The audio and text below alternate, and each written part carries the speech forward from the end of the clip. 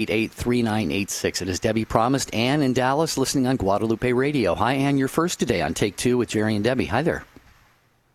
Hi. Thanks for taking my call. Sure. I'm so excited to be talking about this topic because one of the things I see in our elementary school, a Catholic elementary school, is we've moved from being a parochial school with a focus on Catholic identity to more of a private school with a focus on academic identity.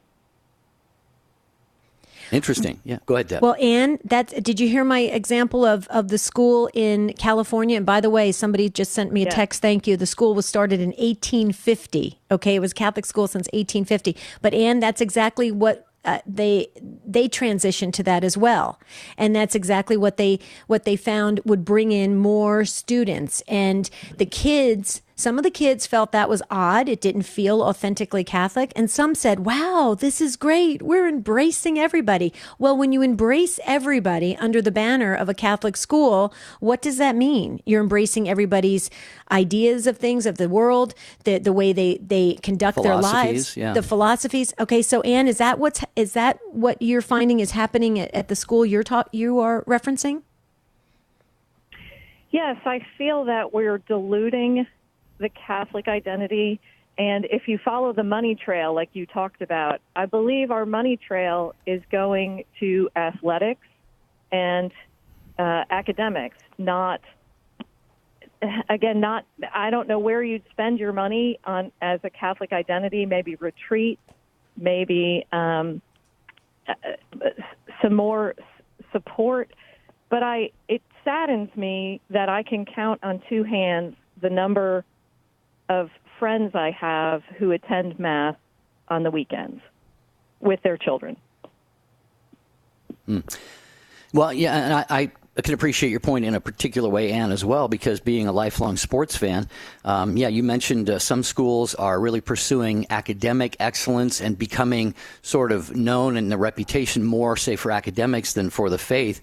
It doesn't have to be either or, I don't think. But when it comes to the athletic thing, we've got schools all over the place. I don't know how Catholic they are because I don't look into this and I didn't go to any of them. But Mater Dei in Los Angeles, Bishop Gorman in Las Vegas, Thomas Aquinas in Fort Lauderdale, Florida, they're always number one, number two, number three in the USA Today top 25 football rankings and all of this. And I see that, and that makes me proud as a Catholic. But then I just have a casual thought in my mind, like, I wonder how Catholic they are. I hope they are. I'm not saying they aren't, but. So, Ann, I think your point is a good one. And what do you think, Ann? I don't think it has to be either or. I think you can have your full Catholicism, great academics, some extracurricular activities, sports, things like that. What do you think? Absolutely. And I think we miss the intersection of Catholic and sports, where good teammates, being a good teammate, being a good sport, being a good coach, I think in some ways we do still give lip service to that, but I feel there's so much more we could do with integrating that. Absolutely. Mm-hmm. Wow. Well, and one other thing before we let you go, Ann, because you're saying some really good things starting off our conversation in a really productive way. The other thing that bothers me, too, is I noticed here, even in the diocese that I live in, when you have an authentically Catholic school that's functioning and doing well, everybody tends to talk about it in the social circles as oh, that's a traditional Catholic school. Oh, that's a backwards Catholic school. And it just bothers me. Are you hearing any of that too? Like if you see that the Catholic schools are being more progressive, that's supposed to be a good thing? I mean, I don't get it. I mean, we're either 100% Catholic or you're not. You're just saying you're Catholic. I love that you just said that because my one son is at a high school that's run by the Cistercians, so very, very focused on their Catholic identity. And, it's difficult in today's world to raise teenage boys with a Catholic identity. And for sure, they are seen as traditional, live in a bubble, protected, naive. There's the advice, socially maladjusted, yeah. Right. Yes, for sure. Right. Yeah, so there is a good flavor, but exactly right, that we are sort of behind the times in being so traditional. Yeah. And great call. Thanks for Yes. getting us started today. We appreciate that. And again, it goes back to what I said before. It's time that we be more Catholic, not less, in our schools. It is urgent time, especially, as I said, the cards are completely stacked against our young people, Debbie. Anywhere outside of family, school, and church, they're going to be bombarded with predominantly negative, unhealthy, ungodly things. So this is a really important issue, especially as we move forward from this period in time. Yep. Okay, so let's talk about this. If you want to jump in on this conversation, this is going to be a productive one. 833-288-3986. Let's move along to Kathy, and Kathy's in Erie, Pennsylvania. Kathy, welcome to Take Two. Hi. Hi. Thank you very much. Sure. I have a couple comments. We have two Catholic universities in Erie, and one of them had invited Bill and Hillary to come and speak at the college. Pro-life, our pro-life group went and protested, of course, but it was like, how can you do that? You know, we're a Catholic university. This should not be happening. And the other comment I have is it was several years ago, probably about 10, maybe 12, I accompanied our youth group to go down to Washington, D.C. for the pro-life march. And we had adoration in a public school auditorium. So go figure that one out. It was just awesome to be there. It was like, whoa, you know, this is God, you know, adoration of our true body of our Lord. Mm-hmm. How did you get into the public school? I'm a little confused on that. How did that happen? It was an evening. We drove down to Washington. A Catholic church had a spaghetti dinner for us, and they rented out. I don't know if the school did this all the time, but we used the auditorium in the evening. Okay. And we were all Catholic and had adoration. It had nothing to do with the school children or the school people, but we had adoration in a public school auditorium. Wow. Yeah, well, and you know, it really is amazing, Kathy. And you mentioned, you know, it's a Catholic, quote unquote, Catholic school having, and it doesn't matter if it's Bill and Hillary or who it is, you know, it could be the head of Planned Parenthood. Right. If somebody is pro-abortion and promotes that, they have no business being on a Catholic campus, at least to speak and be honored as sort of a dignitary. But, you know, conversely, you don't see it the other way around. Who was this? I can't remember his name. It was a Greek name. The guy went to Cal Berkeley, was going to speak there. He's the gay man. It's Milo Yiannopoulos or whatever, but he's conservative. And remember, there was rioting and they were burning cars. I mean, are you kidding me? You know, they don't want it both ways. You know, it's the Catholic, you know, the liberal, sellout Catholic schools will have a pro-abort. But, you know, if some of these other secular, more, liberal, if I can use that word, schools, you know, they want to have somebody conservative, you know, the students they riot. And I think they're put up to it many times, you know, by whoever, the TV networks or whatever. But well, right. But Jerry and Kathy, hold on. Let me ask you this question to both of you. OK, if you've done the research on why these universities tend to invite, you know, the head of Planned Parenthood and politicians that are not, promoting Catholic values. Okay, if you look at it, if you trace it back at how it started, there's a group in the school, you know, a different group of students that raise the question that they want a healthy debate. Okay, they want a healthy debate and a healthy conversation. They don't necessarily want to agree with these people that they're bringing in, but they want a healthy conversation. Now, here's my question I've got to you, Kathy, and to Jerry. Don't you guys feel like that when you bring somebody like a politician that is totally anti-Catholic or in so many ways, okay, even though you could explain this all you want, if a student or somebody passing by hears that, they're going to go, oh, isn't it great? The Catholic Church now endorses so-and-so. Oh, isn't that great? If the Catholic school has it, the Catholic Church must feel this way. And don't you feel it's very misleading? And I think it's Satan's way of just coming in from an academic perspective to make it seem like it's all in the head and intellectual and a good, healthy debate. And it's really very demonic. What do you think about that, Kathy? I totally agree with that. Father Larry is a pastor in Erie, and he once said, if you're going to be Catholic, you have to obey all of our Catholic rules set down from our Pope. And you might not like them, but you have to follow them. You can't pick and choose and say you're a Catholic, because if you're not following all the rules, you're not a Catholic. No different than your job. I don't, a lot of my jobs, I didn't like all the rules, but if I didn't follow them, I was fired.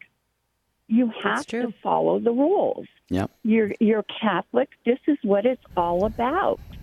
And, for me, I'd rather please God than if it means offending someone else, well, excuse-moi, but my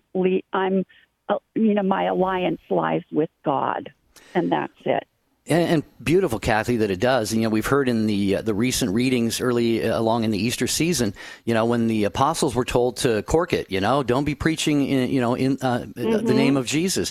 And what did Peter and the others say? We must obey God and not men.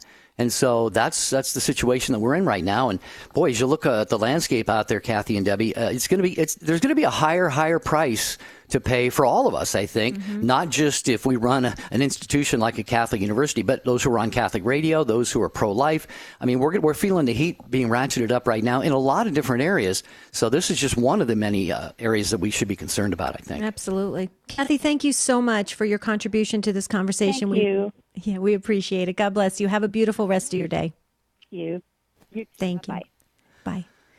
Okay. Yeah. Well, what do you have to think about? What do you have to say about this, folks? Talking about Catholic schools today. A lot of great ones out there. A lot of really goofball things going on some campuses. A lot of really downright, as Debbie said, just pernicious things are kind of invading some of our campuses. So what are we to do? How are we to think?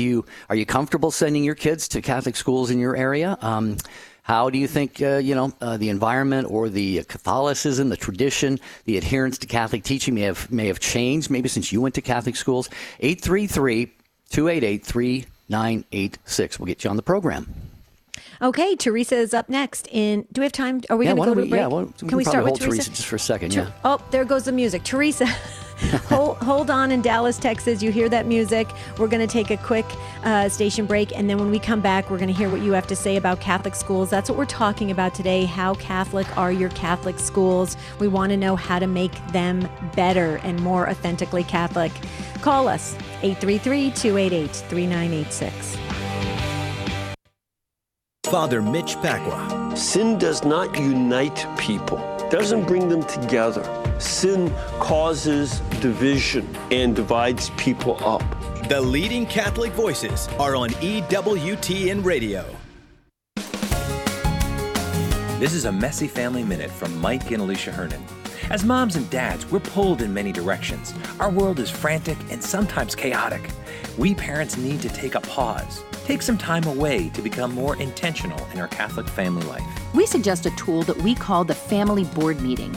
This meeting's a time for you and your spouse to affirm each other in your giftedness, cast a vision framing what you want your family to look like, and then set concrete goals to make that vision a reality. More than ever, our world needs dynamic Catholic families. That only happens when parents are intentional about building a Catholic family culture within their home.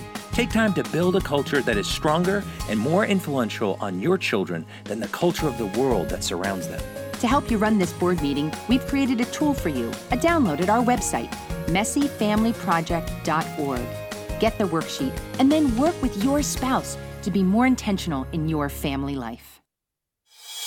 The wisdom of Mother Angelica. A very wonderful woman I knew had 4 children, and all 4 died. And somebody went up to her one day and they said, "Oh, what a pity." And she said, "Oh, no, what a blessing."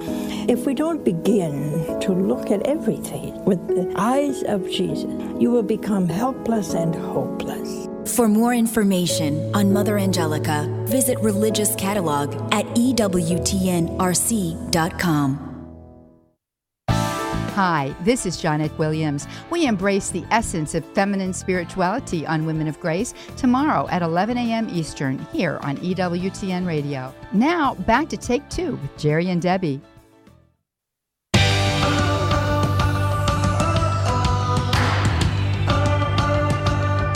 always love having you with us on Take Two with Jerry and Debbie. I'm Jerry Usher with Debbie Georgianni. As Debbie said earlier, Michael Birchfield is piloting the mothership today.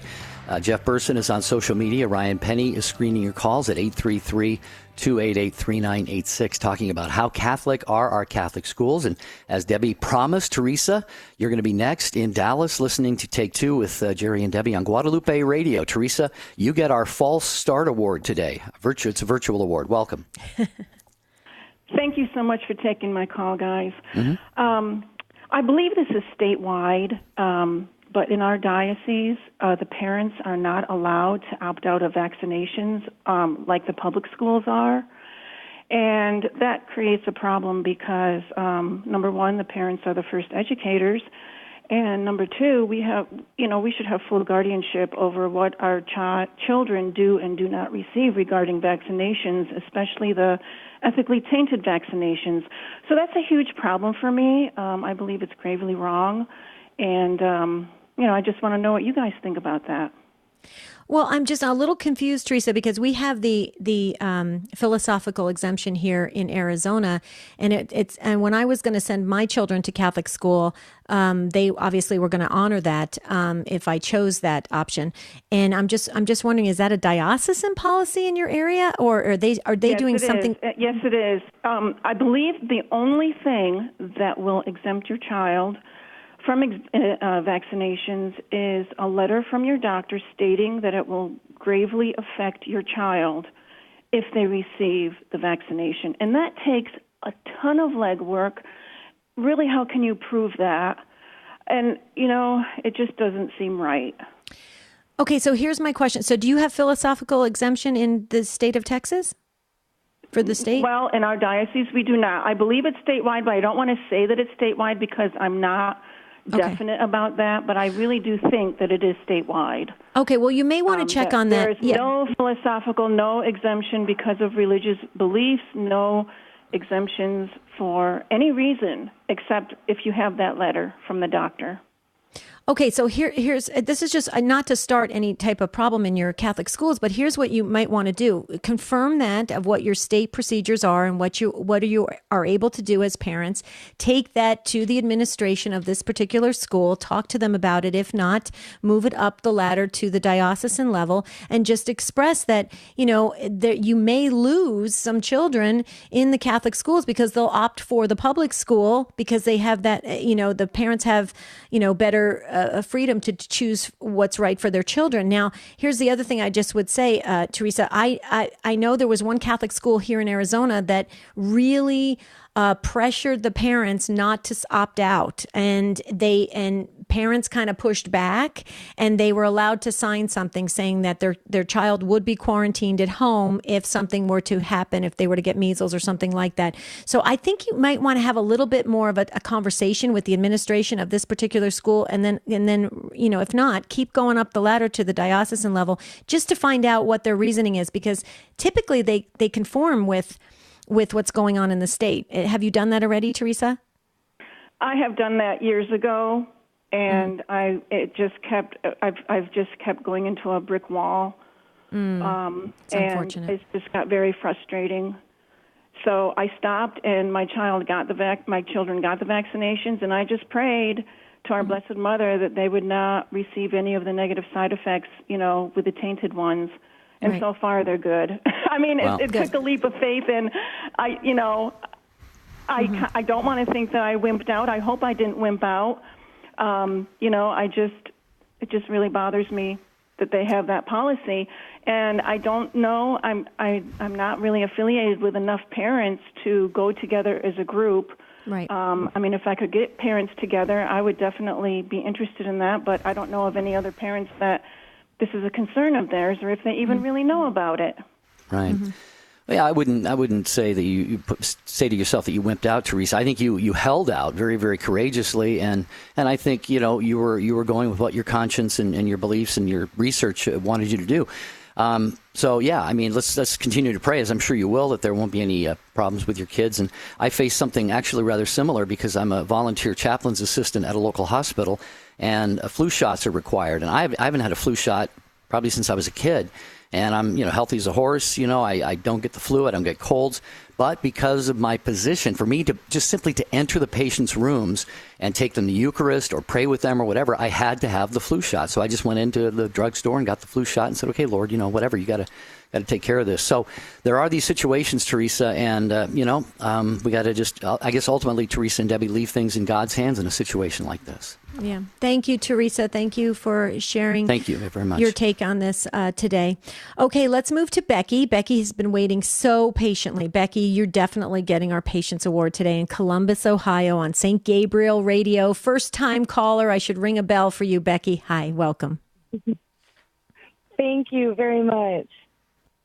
I was calling because I went to Catholic schools from kindergarten until 12th grade, my senior year in high school, and I had a very wonderful experience.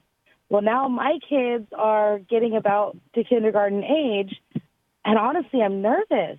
I know the school that I went to is very faith-filled now. It's a wonderful school. The parishioners are very involved. All the parents are very involved in the parish. The issue is we've moved an hour away, and I can't send my kids there.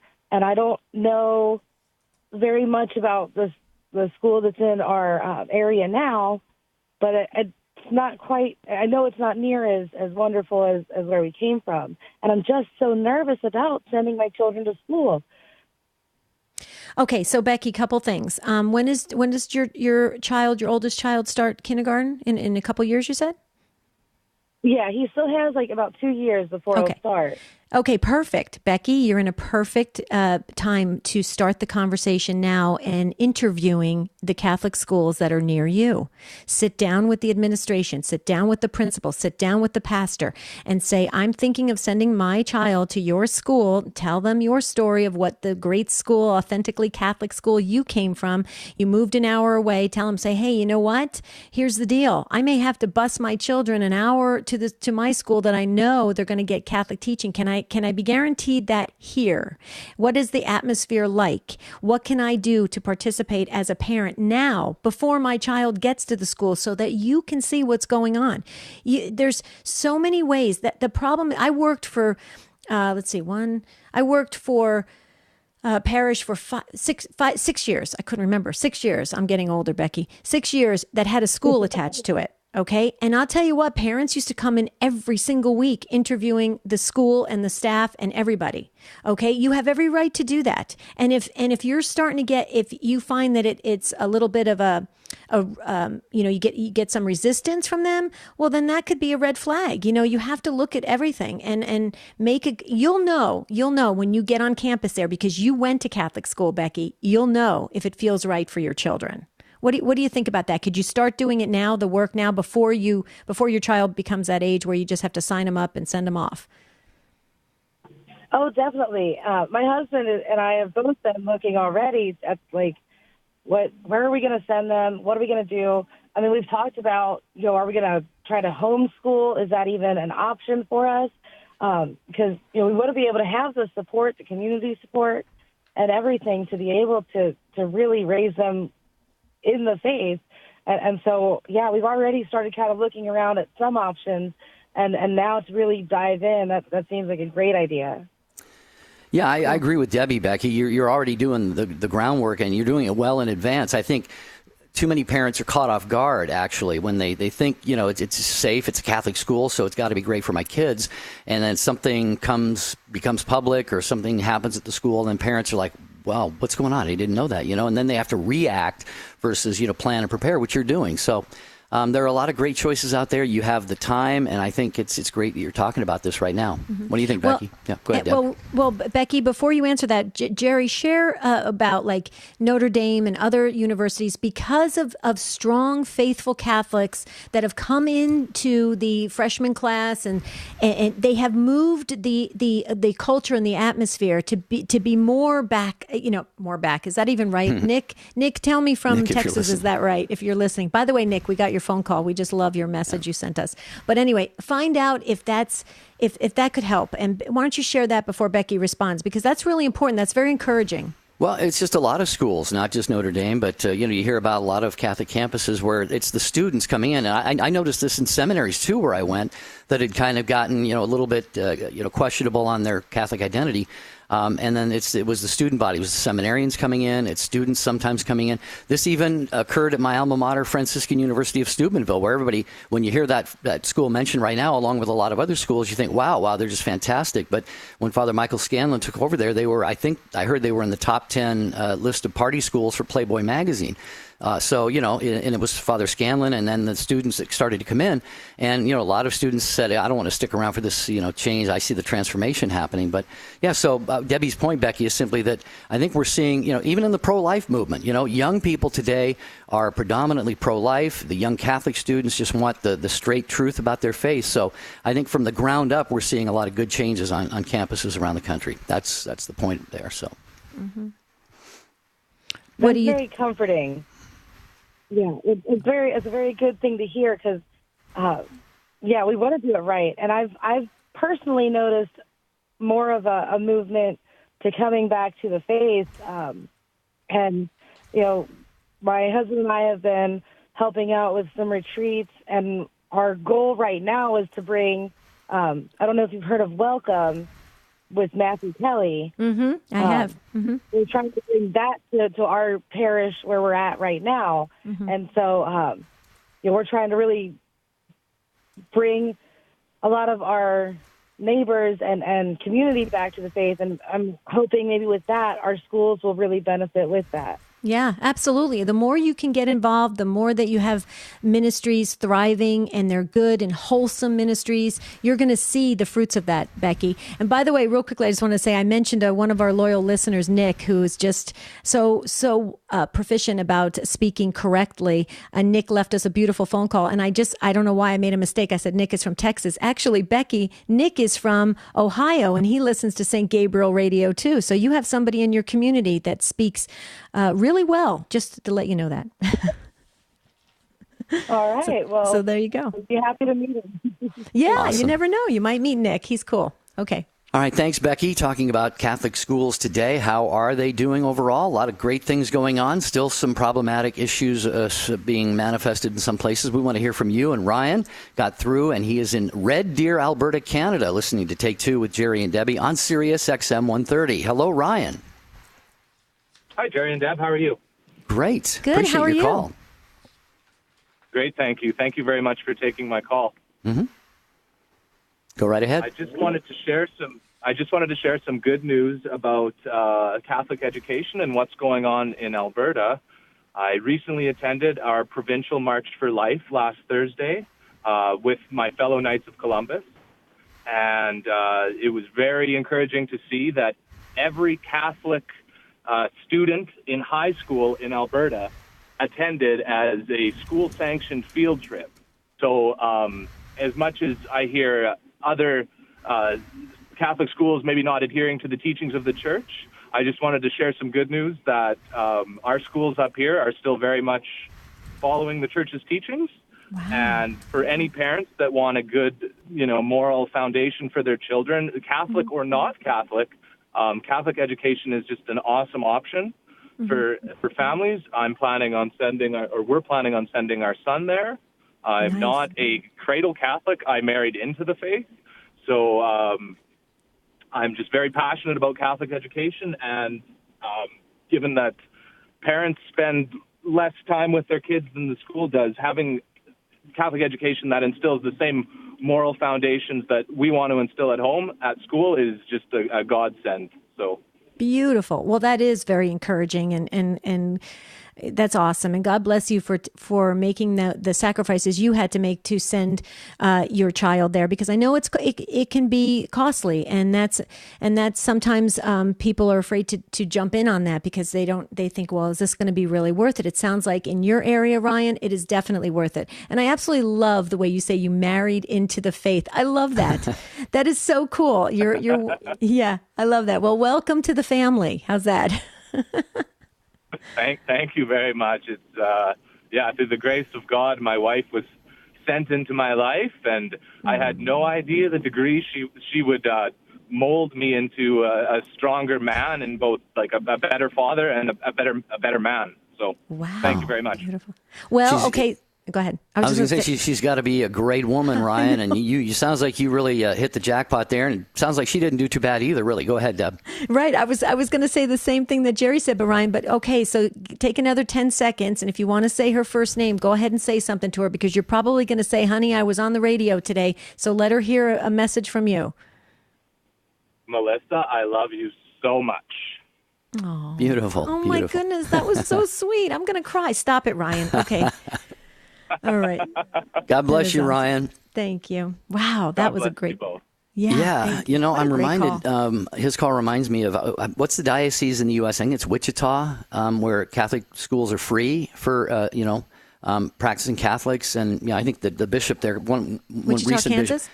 Yeah, I'm not sure if it was the current bishop or the previous one, but I think they still presently do have free Catholic schools for the kids. If somebody listening in that area, well, I think that's the diocese where they have that. Okay, well, somebody from Arizona better tell me if that's right, because it wasn't our Bishop Olmsted from Wichita. I believe so. Not originally. No, he's from Nebraska, but isn't he? But wasn't he the bishop there? I believe he was. Yeah. Mm-hmm. So I wonder if that was. When he was there. So somebody share that with us, and let's. Do you want to share like a highlight? Is it Catholic? What is it today that we want to highlight? Will you help me out, because my computer screen is we want to mention, the EWTN Religious Catalog, and that is at EWTNRC.com. Whether you're looking for jewelry items or videos or books or CDs or statues, anything to enhance your Catholic faith life, a good plug to have on today's show, go to the EWTN Religious Catalog at EWTNRC.com. Okay. Yeah, Mike is next in Atlanta, Georgia. Hi, Mike, listening on Sirius XM 130. How you doing? Hi, Mike. I'm doing great. Let's keep the good news going. How are you two doing today? Pretty well. Glad that you called.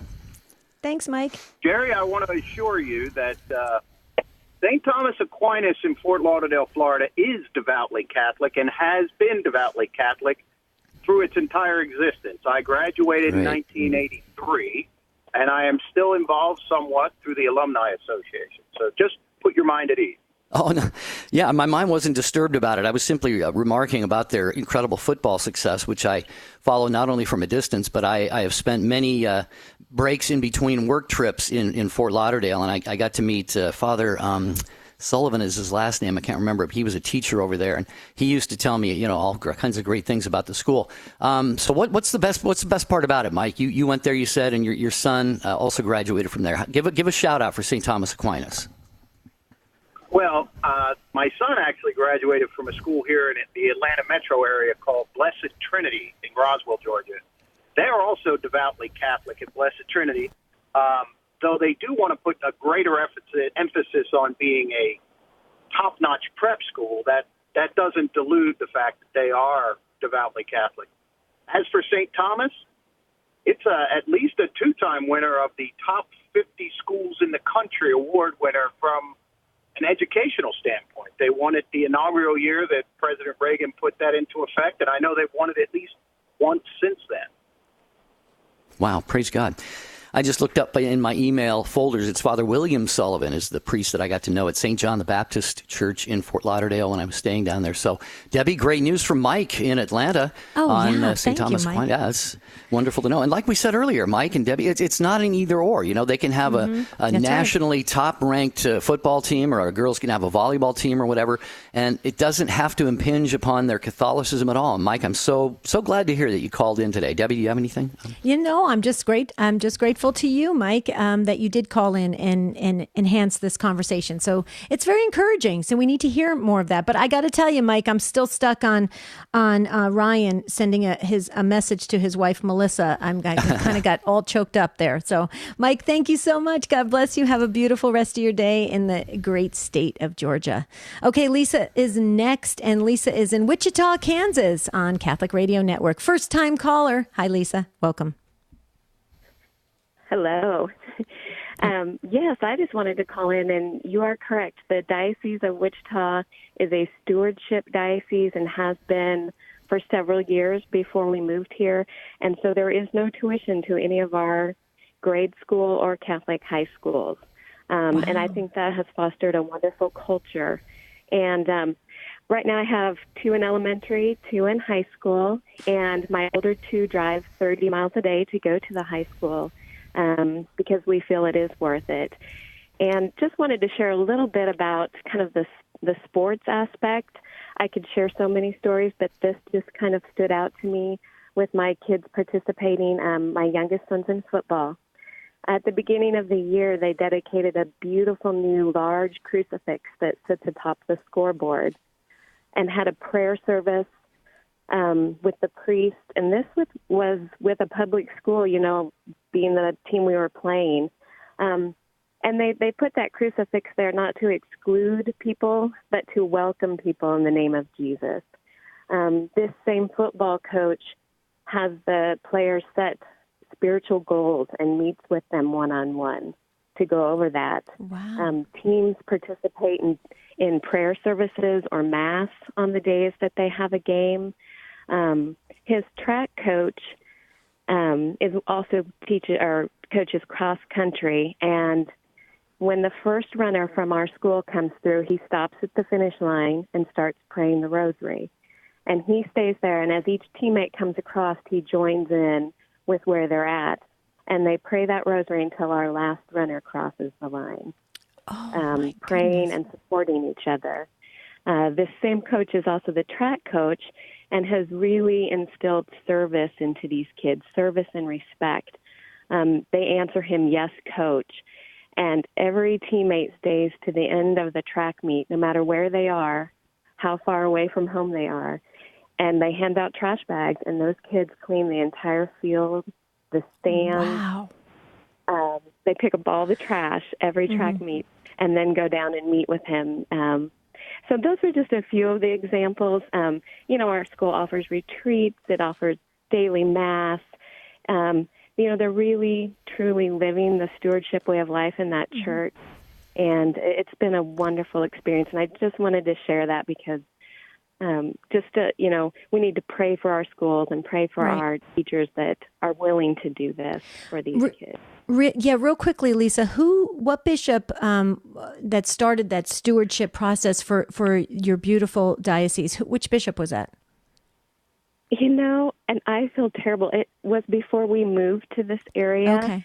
And I'm afraid I would not answer correctly. So I'll do the research on that. I'll do the research on that. I'm just curious because that is a wonderful method to provide everybody's involvement in Catholic education and to keep it authentic. Because when you're doing it as a group effort like that, everybody's kind of, keeping eyes on one another. And that's a good thing. What do you think, Jerry? Hey, I'm so glad that you called in, Lisa, and to verify that because I was thinking it was Wichita, and it just shows that it can be done. One of the things that keeps Catholic parents from sending their or even non-Catholic parents from sending their kids to a Catholic school is the cost, and we certainly understand. I mean, teachers have to be paid, and we don't have the number of priests and religious that we used to have. So, but I applaud Wichita for doing that, and Lisa, thank you for your call. I want to mention, Debbie, that Ryan, who was just on with us in Alberta, he says on Facebook, he says, "Hey, I was just on the radio. Catholic education is free in Alberta. Parents pay taxes to whatever school system they want. Just thought I would add that. God bless." So I forgotten to mention that. Okay. And I did. I got to say something else. I'm exchanging emails with Cindy Black, the executive director of Redeemer Radio, during this show, and we get a lot of calls from their listeners. And I just wanted to give a shout out because a lot of times Catholic school athletics and other events, not just athletics, but extracurriculars can be an evangelization opportunity. And I mentioned Redeemer Radio because like several other stations and networks around the country, Deb, they air the Catholic school football games, basketball games, girls volleyball. So Bishop Dwanger and Bishop Lures in the Fort Wayne area and probably over in South Bend too, they get on the radio, the guys who broadcast the games, and the visiting teams, want to hear their kids playing them. So they tune in and they're talking about God and praying the Hail Mary and this kind of stuff. So there are really a lot of opportunities there for those who want to really make use of these platforms to include our faith and not shove it off to the side so that nobody's offended, So. Well, look, it's like what Lisa was sharing too about, when they're playing sports and praying before in the spiritual direction and praying the rosary. I mean, those are all evangelization efforts. They're very subtle, but they have an impact. People are drawn to that. This is amazing. Jerry, can we have full phone lines? Can we do it? Can we have a part two? We're going to need a part two. I think we have to. The listeners have spoken. The Take Two family has spoken, Debbie. Okay. We're not E.F. Hutton. They're not E.F. Hutton, but they're our listeners. So when they talk, we listen. Okay, so part two tomorrow. Sylvia, we have to hear what happened at the Catholic school you're referencing about teaching atheism. We have to hear that. Please call back tomorrow or email us, take2@ewtn.com. And Robert and the others, please call back tomorrow, and Ryan will put you at the head of the line. There's more coming in. We're going to do a part two on how Catholic are your Catholic schools. Very important topic, Jerry. All right. Until then, we pray that you are well, that you are blessed. Keep all of us in your prayers, please, at EWTN, and especially the Take Two family. We need the prayers just as much as you do, so know that you are in our prayers each and every day. Thanks to Michael Birchfield again, Jeff Burson, Ryan Penny. I'm Jerry Usher for Debbie Georgiani. Until tomorrow, have a beautiful and blessed day. Part two coming up.